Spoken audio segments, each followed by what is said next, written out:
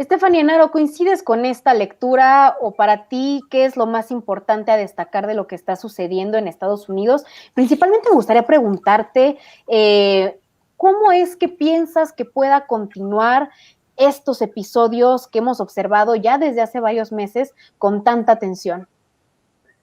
Mira, yo me iría más por la línea de sedición e incluso terrorismo doméstico. Y por sedición se refiere a un término cuando una autoridad llama a la violencia para derrocar a otra. Entonces creo que más bien desde mi punto de vista eso es lo que pasó. Y creo que también hay que ver lo que está ocurriendo en su contexto. Creo que ya llevamos varios tiempo hablando del fin de la era estadounidense como Pedro y el Lobo, ¿no? Decimos, este es el fin, este es el fin, este es el fin, y de repente se nos olvida, pasa, y yo creo que esta vez sí es el inicio del fin. Las imágenes del día de hoy marcan ese inicio, y lo vemos en un contexto en donde vemos que no solamente la economía de Estados Unidos se contrajo, mientras que la de China creció. Su democracia también se encogió al parecer, y parece que pues después de haber exportado tanta democracia al mundo, pues se los olvidó guardarse tantita para ellos. Creo que, ¿Quiénes, ¿Quiénes eran los responsables o quién tendría que haber mantenido la seguridad el día de hoy, Estefanía? pues mira, para empezar, la ley y el orden, ¿no? O sea, esta es una ceremonia que es sagrada para la democracia, y también pues tenemos a las autoridades, a la Guardia Nacional, a los mismos congresistas, ¿no? Poner el orden con el ejemplo. Y de todas maneras, Frida, mira, parece una profecía autoinfligida, porque desde el 2016 Donald Trump estaba hablando de fraude electoral y de que no iba a permitir que esto sucediera, y hoy está hablando de fraude electoral y se está convirtiendo en una fuerza política temporal, pues manteniéndose vigente con ese fantasma y abriendo su propio canal de medios, ¿no? Que era lo que él quería del 2016. Y ahora estamos viendo también que este discurso de que él decía de la ley y el orden se le está revirando, porque parece que son sus propios seguidores los que no saben ejecutar la ley y el orden. Claro, que además hay un hecho que es muy interesante, que no creo que sea coincidencia, por supuesto, y es que Mike Pence presidía justamente esta sesión en el Congreso y pues al menos en los casos que hemos observado, hay momentos en los que las autoridades son bastante estrictas para poner justo lo que tú llamas ley y orden. Pero en esta ocasión vimos que los simpatizantes inclusive pudieron escalar el espacio, no hubo ningún tipo de cerca. Ante estos hechos, ¿qué sigue para Joe Biden? Pues mira, va a llegar, es imposible que Joe Biden no llegue a su investidura este 20 de enero, pero lo que sí va a llegar es dañado, porque tenemos 70 millones de estadounidenses que votaron por Trump, que creen su versión de los hechos y que incluso apoyaban a los legisladores que hoy le iban a dar un golpe al corazón del sistema democrático, tal vez de una manera más suave, un show mediático, porque no había manera legal de proceder. Entonces él va a tener un país en donde ya no solamente la pandemia va a ser el tema principal, se va a hablar del estado de la democracia.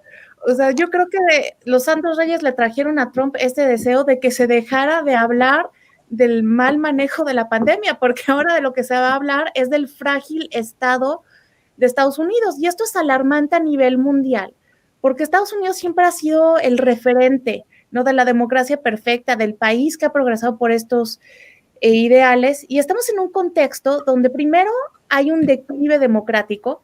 La mayoría de la población mundial ya no cree que las democracias funcionen, y esto tiene que ver con que la globalización ha fallado en dar mejores condiciones de vida, y también tiene que ver con este declive en donde los países que han salido mejor parados de la pandemia no son democráticos.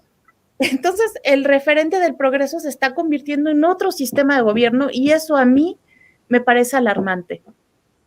Sin duda alguna es un hecho que debería hacernos preocupar a todas y a todos. Rodrigo Guillot, me gustaría preguntarte, tal como lo decía Stephanie, pues el país hegemónico está en riesgo, en vilo, y su democracia está más cuestionada que nunca. ¿Cuáles son para ti las lecturas que podemos tener sobre las reacciones que han tenido otros países? En nuestro caso, pues Marcelo Ebrard, el titular de Relaciones Exteriores, acompañó por medio de una llamada telefónica al equipo de Joe Biden en plena crisis, y otros países también han manifestado su solidaridad con lo que está sucediendo. ¿Cuál es tu lectura sobre estas reacciones? Sí, pues estoy prácticamente de acuerdo con Stephanie en que es virtualmente imposible que suceda otra cosa que sea distinta a la que ya legitimó el Consejo Electoral estadounidense. Es decir, es muy probable que Joe Biden llegue a la presidencia no de manera suave, sino más bien con muchas turbulencias en su camino. Y además, pues va a llegar, como decía Stephanie, estoy de acuerdo también, muy debilitado.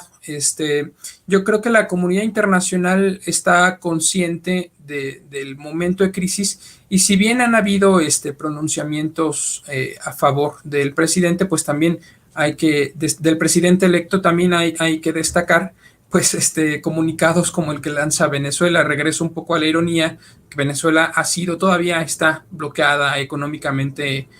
Venezuela no puede vender su petróleo, es amenazado contaban anécdotas sobre, por ejemplo, capitanes de buques petroleros que no pueden vender el petróleo venezolano porque están amenazados, están rodeados, porque les amenazan incluso a los familiares, sus cuentas personales. Entonces es una situación muy complicada, y el comunicado que lanza Jorge Arreaza, el canciller venezolano, pues es en ese sentido muy irónico, preocupado por la situación interna estadounidense, que yo creo que sí preocupa a todo el mundo. Ya habían habido señales que nos podían hacer pensar en un declive. Obviamente, pues un gigante como lo fue y todavía es Estados Unidos, pues no iba a caer de la noche a la mañana, no va a caer de la noche a la mañana, pero pues casos como el de la burbuja financiera en 2018, la gran crisis política que significó, hay que decirlo así, el triunfo de Donald Trump, en donde se vieron pues sobrepasados los integrantes del establishment de la política oficial de ambos partidos, el republicano y el demócrata, pues también es un momento muy, muy importante, de mucho quiebre y de muchos cambios en el sistema internacional.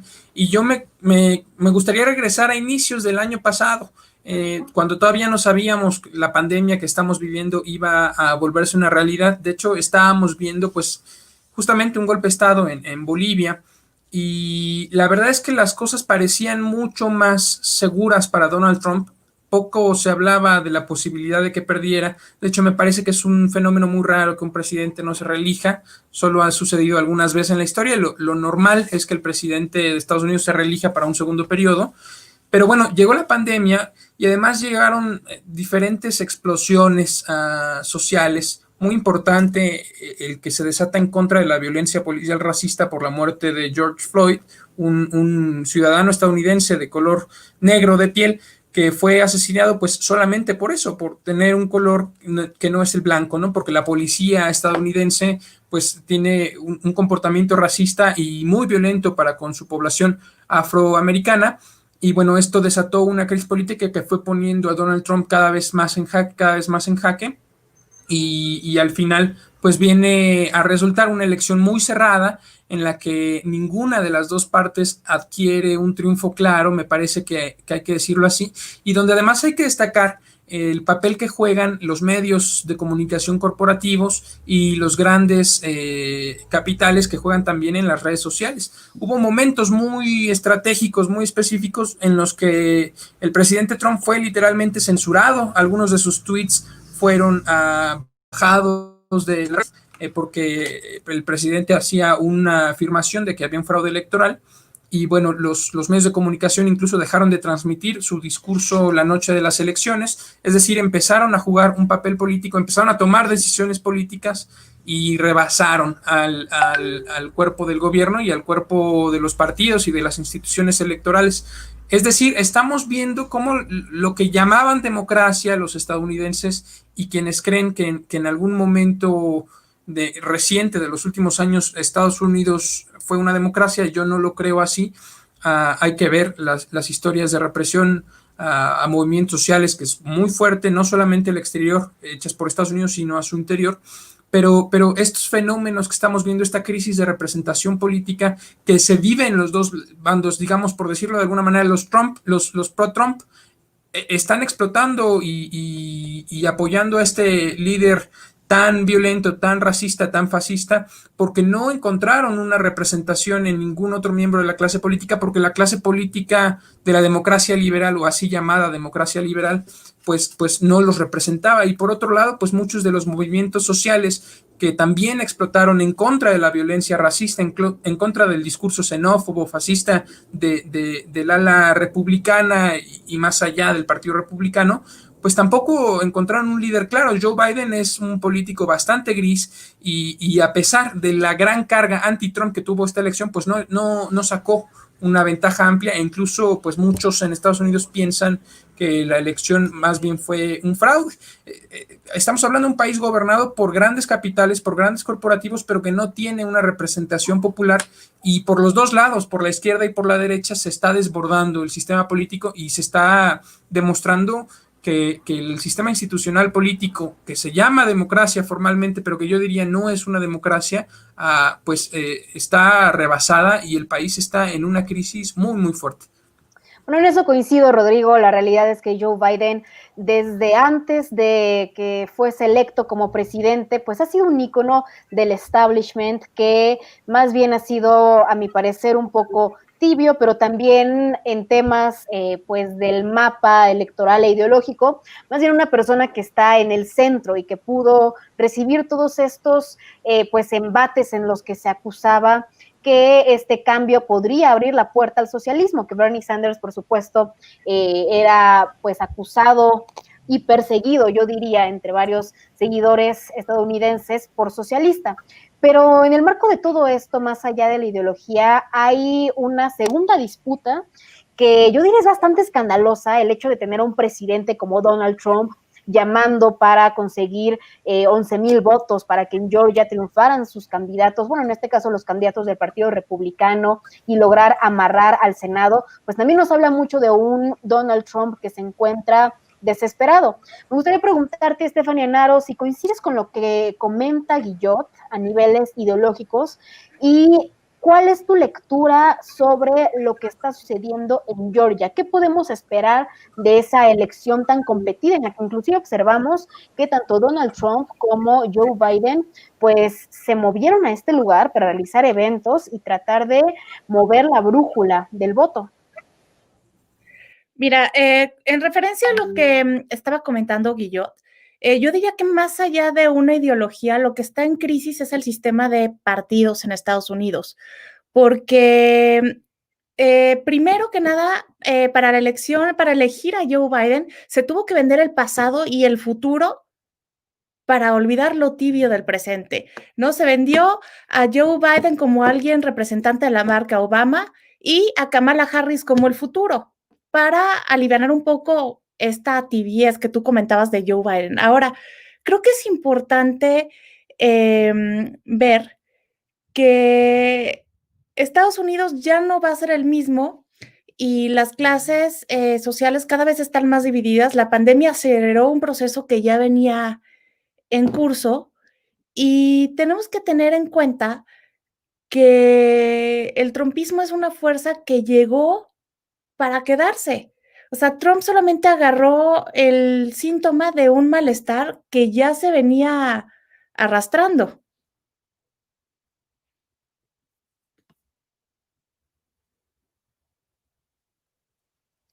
Pues en este momento una nota que resulta también interesante es que están exigiendo la destitución de Donald Trump bajo la enmienda 25, acusándolo de tolerar estos actos. Y a mí me gustaría que en el marco de todo esto, ¿qué pensarían ustedes de la destitución de Donald Trump, que por supuesto sería algo histórico en Estados Unidos? Guillot. Pues es innecesario, es innecesario. Sería la demostración de que hay preocupación por el resultado electoral y por la capacidad institucional de hacer una transición. Si están a 14 días, una cosa así, sí, 14 días, si ya contamos que hoy se acaba, pues, sería un gesto innecesario y más bien preocupante de llevarse a cabo por esa razón. Además, es de verse como, de que yo voy a ser el último en defender a Donald Trump, pues sí notamos que el presidente llamó a la gente a guardarse en sus casas. Me llamó mucho la atención, hablando un poco del control de la democracia que tienen los medios corporativos, pues que bajaran el video que sube el presidente y carencia cuando, bueno, si escucha sus palabras, lo que está diciendo es que se vayan a su casa y que guarden la paz. Entonces, yo creo que es innecesario, más bien hay que verlo desde el punto de vista de que la clase política estadounidense también está en crisis, como su sistema está en crisis, bueno, la clase política está en crisis, y yo vería innecesario y hasta perjudicial para los términos del orden institucional que un impeachment así a 15 días de que el presidente se vaya por la vía correctamente institucional y legalmente planteada, ¿no? Pues, Stephanie, ¿qué piensas tú?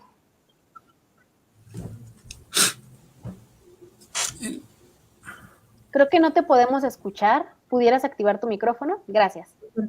Creo que de alguna manera eso ya pasó. Estamos en un mundo donde lo digital es muy importante. Sabemos que, por ejemplo, durante su mandato, Trump rompió todas las formas y daba órdenes, despedía a gente por Twitter, todo fue a través de las redes sociales. Y esto es algo que venía desde Obama, que hizo su campaña a través de Facebook, ¿no? Y ganó.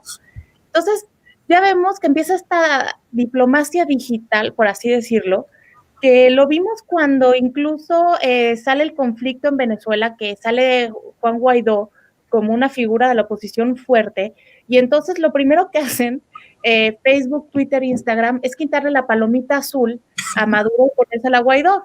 Bueno, ahora estamos viendo algo similar porque Twitter lo bloqueó por 12 horas ahora y Facebook por 24 horas. Entonces yo creo que ese es el principio del fin, de que si bien no lo quitan por el poco tiempo que le queda, las redes sociales lo van a silenciar y va a ser prácticamente lo mismo.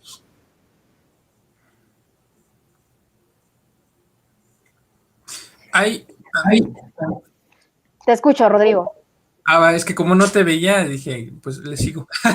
Ahí yo difiero en ese sentido porque sí noto un sector importante, tanto en la izquierda como en la derecha, que se queja de este tipo de prácticas, ¿no? Y también el mundo, digo, es que es muy irónico, lo que dices es cierto, cuando Guaidó se proclama presidente y dice que toma protesta, lo que hace Twitter, Facebook, Instagram es reconocerlo con las palomitas. Nada más que en el territorio Guaidó nunca tuvo el control de absolutamente nada, ni siquiera de las cuentas bancarias que tiene el Estado venezolano en algunos de los países que promovían esta usurpación de los poderes presidenciales. Tanto es así que hoy, irónicamente hoy, sucedió que antes de las protestas, unas horas antes, sucedió que la Unión Europea le quitó el reconocimiento a Juan Guaidó como presidente oficial ante sus ojos, ¿no?, de la Unión Europea.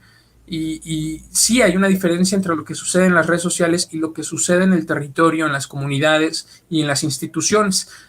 Hay muchas voces críticas de este intento de asunción de poderes por parte de los capitales, que si bien por supuesto tienen muchísimo control y se demostró en las elecciones pasadas y se seguirá demostrando, hay que recordar por supuesto que Facebook cobra un papel muy importante en la elección justamente de Trump, con esta empresa que ahora no recuerdo su nombre, no estaba pensando en ella, pero que justamente va adivinando la personalidad de los electores y segmentando las poblaciones para hacer marketing político y para hacer una manipulación emocional de los electorados.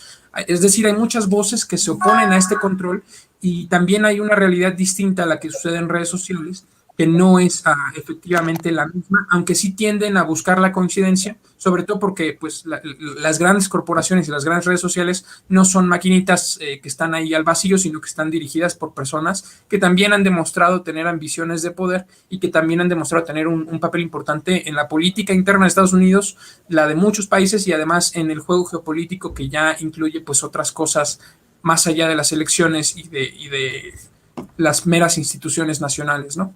Claro, pues al momento el toque de queda ya está establecido en Washington y para despedirnos, 30 segundos a cada uno de ustedes, vámonos con sus conclusiones, con su lectura sobre Donald Trump 2024, que es una alternativa bastante viva. Donald Trump se dice desde su equipo de campaña se ha filtrado que pues tiene intenciones de buscar de nuevo la presidencia después de que en este momento pues todavía no quiere soltarla. ¿Qué piensan ustedes de este probable panorama y principalmente también cuáles son las consecuencias económicas a las que nos tendremos que atener como país, estando tan cerca de Estados Unidos y por supuesto con una relación bilateral que todavía no sabemos cómo será? Stephanie, comenzamos contigo. Mira, yo no descarto la posibilidad de que Donald Trump juegue para la presidencia otra vez en el 2024. De hecho, estos eran sus planes para el 2016 y él comenzó en la política con la intención de hacer crecer su marca. Entonces, creo que definitivamente lo va a hacer por un tema de posicionamiento, por un tema de branding. Y aparte ya tiene su propia corriente, tiene el trumpismo. Y esto podría más adelante dar incluso a la creación de un tercer partido, porque vemos que es un sistema político que ya está agotado. Ahora, por el otro lado, en la relación bilateral, yo creo que nos vamos a hacer fuerte en la relación económica. Estamos que Estados Unidos va perdiendo la batalla contra China, cerró con una contracción económica del 5%, China cerró el año creciendo un 2% y ya hay previsiones de que para el 2028 China va a ser la primera potencia económica. Entonces hay que utilizar ese TEMEC lo más que se pueda y yo creo que le vamos a convenir mucho a Estados Unidos, sobre todo por la relocalización. Creo que México fácilmente podría convertirse en un nuevo China, sobre todo cuando más allá de la cercanía y de la potencia manufacturera que somos, tenemos el litio. Y esto es un metal de tierra rara que se usa para tecnologías de última punta y que aparte le conviene mucho a empresas como Tesla. Y claro, están muy cerca de la frontera, están en Sonora y Tesla está del otro lado, está en Los Ángeles. Pues tal como lo dices, Stephanie, la nueva batalla por el litio ya la hemos estado observando también con el desplazamiento de campesinas y campesinos, con la crisis que están viviendo en el norte por la carencia de agua, pero el impacto que tendrán las nuevas relaciones, esperemos que sea tal como pues la secretaria de Gobernación ha prometido, totalmente positiva. Olga Sánchez Cordero anunciaba hace unos días que había pues ánimos esperanzados de estas relaciones. Muchísimas gracias, Stephanie, como siempre, por aceptar la invitación a este espacio. Te despido con mucho gusto. Adiós. A ti, Frida, hasta luego. Hasta luego. Rodrigo Guillot, tus conclusiones, por favor, 30 segundos y, por supuesto, el balance que tú alcanzas a leer sobre cómo nos va a afectar a nosotros como país esta inestabilidad que están viviendo en Estados Unidos, que si bien es cierto, no es el fin de su era como democracia, definitivamente es un momento histórico. Sí, yo creo que es el inicio del último momento de la decadencia, porque termina por lo político, empezaba por lo económico, por lo militar y termina por lo político institucional. Como país, México tiene la gran ventaja de que está dirigido por un gobierno soberano que hace valer su soberanía en diferentes momentos y que se reivindica como soberano, por lo que yo no estoy preocupado por quién sea el presidente ni ahora ni en el 2024, siempre y cuando de este lado de la frontera, de este lado del río, pues tengamos un presidente que defienda la soberanía y que tome decisiones, por supuesto pensando en sus asociaciones estratégicas, pero defendiendo a su pueblo, a sus comunidades.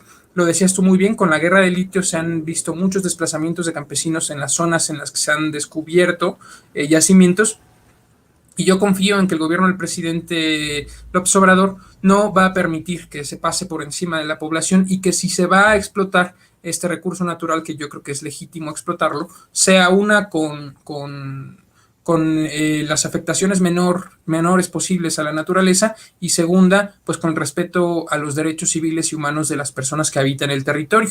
Yo no estoy preocupado por la relación bilateral, yo al contrario celebro de alguna manera que Estados Unidos esté en crisis, porque eso a nosotros históricamente nos permite obtener mejores condiciones y tomar mejores decisiones de lo que hacemos con nuestros recursos y de lo que hacemos con nuestra política. Siempre que Estados Unidos está en crisis es una buena noticia para México si los gobernantes mexicanos saben aprovecharlo, y Andrés Manuel es un hombre astuto que defiende además la soberanía y que no se va a corromper por meros intereses económicos. Pues buena noticia en algunos aspectos, porque sin duda hay una afectación económica que siempre nos amenaza. Después de todo, somos dependientes en gran medida de las exportaciones que tenemos para Estados Unidos. Por supuesto que un dato interesante que le han criticado bastante a Joe Biden es su papel durante el gobierno de Barack Obama, en el momento, el periodo en el que más mexicanos migrantes fueron no solo maltratados, sino que también deportados. Pero definitivamente el simple hecho de que estas políticas inhumanas como las jaulas para niñas y niños migrantes y otro tipo de medidas pues bastante extremas, con el simple hecho de que ese tipo de medidas se erradiquen, pues estamos hablando de un paso. Muchísimas gracias, Rodrigo, por aceptar esta invitación. Nos vemos. Gracias a ustedes por quedarse hasta el final de este video. Te despido con gusto. Y bueno, para cerrar este tema, la enmienda 25, que es la que están promoviendo para aplicarse en contra de Donald Trump para defender las instituciones de ese país, la Constitución, por supuesto, y la integridad de su Congreso, contempla que si el mandatario estadounidense fallece o se encuentra incapacitado por cualquier razón para cumplir con sus funciones, el vicepresidente se hará cargo del gobierno y que pues esta destitución se puede actualizar en el hipotético caso de que el presidente ejerza todo tipo de acto que sea un atentado contra la propia institucionalidad de su país. El origen de esta enmienda pues tiene que ver con John F. Kennedy, por todo lo que sucede cuando es asesinado durante su toma presidencial en 1963. Definitivamente sería un hecho inédito que esto se aplique. De hecho, pues ha sido usada en poco menos de 3 ocasiones. Han sido acontecimientos bastante extremos en los que pues se recuerda el caso de Ronald Reagan, también el caso de George Bush, y bueno, pues en esos momentos tuvo que ver con problemas de salud. En el primer caso se trató de cáncer y en el segundo de una colonoscopía. La realidad es que en este momento sería inédito que un presidente, como lo es Donald Trump, siga resistiéndose a dejar el poder y convoque a través de sus discursos y de sus actos a la polarización extrema, violenta y, por supuesto, dañina para la institucionalidad de su país. Mi nombre es Frida Gómez, les agradezco por ver este video. No se olviden de compartir y dejar sus comentarios y también de utilizar un cubrebocas, ya que la pandemia no se encuentra domada. Procuren no salir de casa, quédense seguras, quédense seguros, no visiten a sus familiares, usen gel antibacterial y olvídense de esas vacaciones, en este momento no son necesarias. Nos vemos hasta la próxima.